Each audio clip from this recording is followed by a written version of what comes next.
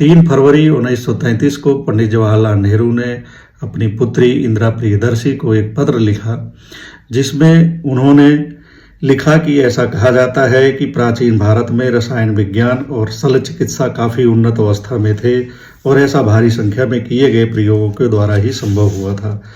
प्राचीन यूनानियों ने भी काफ़ी हद तक प्रयोग किए। जहाँ तक चीनियों का सवाल है, हाल ही में मैंने उनके बारे में एक हैरान कर देने वाला वर्णन पढ़ा। इसमें 1500 साल पहले के चीनी लेखकों के कुछ अंश थे, जिसमें बताया गया था कि वह क्रमिक विकास के सिद्धांत और शरीर में होने वाले रक्त संचार के बारे में जानते थे और चीनी शल्य चिकित्सक मरीज पर बेहोशी की दवा का इस्तेमाल करते थे। परंतु हम उस समय के बारे में इतना नहीं जानते कि ऐसे किन्हीं नतीजों को सही ठहराया जा सके।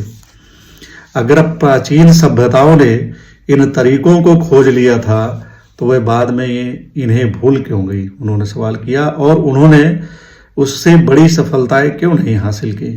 क्या वे अपनी महान उपलब्धियों के महत्व को पहचान नहीं सके?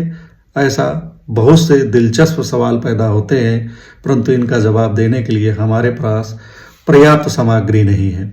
वो आगे लिखते हैं कि अरब के लोग प्रयोगों में बेहद रुचि रखते थे और बाद में मध्य युग में यूरोप के लोगों ने उनका अनुसरण किया, परंतु उनके सभी प्रयोग वास्तव में वैज्ञानिक नहीं थे।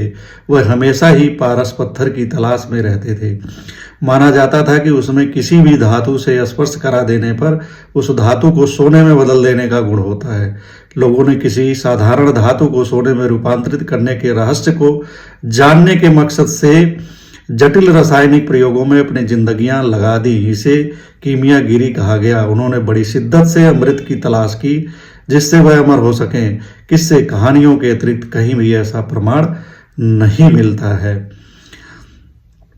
कि किसी भी व्यक्ति को अमृत या पारस पत्थर की तलाश में कभी सफलता मिली हो। यह एक प्रकार से जादू के क्षेत्र जैसा था, जिसमें वे इस उम्मीद से दिलचस्पी रखते थे कि धन दौलत, ताकत और लंबा जीवन पा सकें। इसका विज्ञान की भावना से कोई वास्ता नहीं था। विज्ञान का जादू और इंद्रजाल या ऐसी किसी भी विद्या से कोई वास्ता नहीं था।